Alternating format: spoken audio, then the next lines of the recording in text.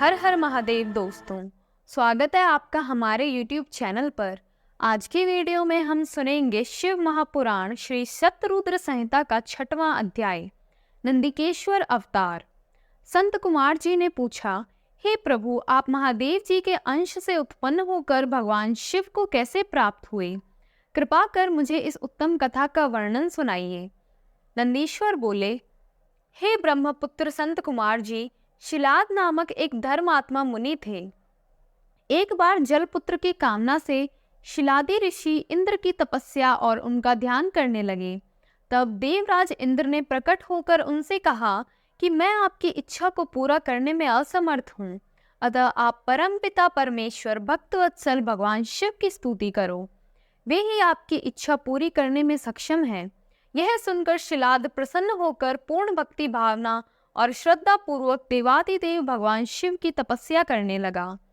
शिलाद की कठोर तपस्या से प्रसन्न होकर भगवान शिव ने उसे साक्षात दर्शन दिए और बोले, हे शिलाद, ब्रह्मा जी, श्री हरि विष्णु सहित सभी देवताओं और ऋषि मुनियों ने मेरे अवतार धारण करने के लिए मेरी तपस्या की और मुझे सभी इस पूरे संसार का पिता मानते हैं। फिर भी मैं आपको अपना पिता बनने का वरदान देता हूँ। मैं आपका अयोनिज पुत्र बनकर जन्म लूंगा और मेरा नाम नंदी होगा। यह कहकर भगवान शिव वहां से अंतर्ध्यान हो गए। तत्पश्चात शिलाद भगवान शिव की जय जयकार करते हुए अपने आश्रम में चले गए। वहां उन्होंने सभी को यह बात बताई। कुछ समय उपरांत मेरे पिता शिलाद यज्ञ भूमि को सही कर रहे थे कि उसी समय मैं भगवान शिव की आज्ञा से उनके शरीर से उत्पन्न हुआ। तब चारों ओर प्रसन्नता छा गई।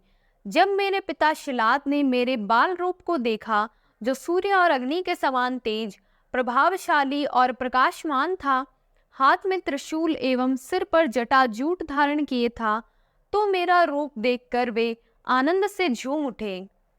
शिलाद बोले, हे सुरेश्वर, आपने मुझे बहुत आनंद दिया है, इसी कारण मैं आपका नाम नंदी रखता हूँ।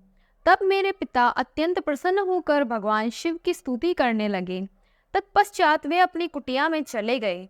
उस कुटिया में जाकर मैंने अपने इस रूप का त्याग कर दिया और साधारण बालक की भांति रहने लगा। तब मेरे पिता शिलाद ने मेरे नामकरण आदि संस्कार पूरे किए। 5 वर्ष का होने पर मुझे संपूर्ण वेदों का अध्ययन कराना। जब मैं 7 वर्ष का हुआ तो देवादिदेव भगवान शिव की आज्ञा से मित्र और वरुण नामक मुनि मुझे देखने मेरे आश्रम आए। मेरे पिता शिलाद ने उन दोनों को उत्तम आसन पर बैठाया और उनकी बहुत आवभक्त की। तब वे दोनों मुझे बार बार निहारने लगे और कुछ देर पश्चात वे मेरे पिता से बोले, हे तात, तुम्हारा यह पुत्र इतनी छोटी आयु में ही सब शास्त्रों का ज्ञाता हो गया है, इसलिए इसकी आयु तो बहुत कम है। इसके जीवन का तो मात्र 1 वर्ष शेष रह गया है। तब उन दोनों की बातें सुनकर मेरे पिता शिलाद अत्यंत दुख से भर गए और रोने लगे। अपने पिता को इस प्रकार दुखी देखकर नंदिकेश्वर ने उनसे प्रश्न किया। वे पूछने लगे, पिताजी, आप किस कारण इतना दुखी हो रहे हैं?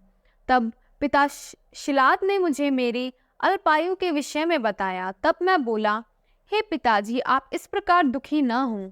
मुझे देवता, दानव, यक्ष, गंधर्व, काल, यमराज या कोई भी मनुष्य नहीं मार सकता। मेरी अल्पायु में मृत्यु नहीं होगी। मेरे इस प्रकार के वचनों को सुनकर मेरे पिता शिलाद ने पूछा कि पुत्र, तुमने ऐसा कौन सा तप किया है या तुम्हें ऐसी कौन सी शक्ति प्राप्त हो गई है जो तुम ऐसा कह रहे हो? तब मैंने कहा, हे पिताजी, मैं भगवान शिव की आराधना और स्तुति से ही मृत्यु को दूर भगा दूंगा, आप चिंता ना करें। यह कहकर नंदी ने पिता शिलाद को प्रणाम किया और स्वयं वन की ओर चल दिया। ओम नमः शिवाय।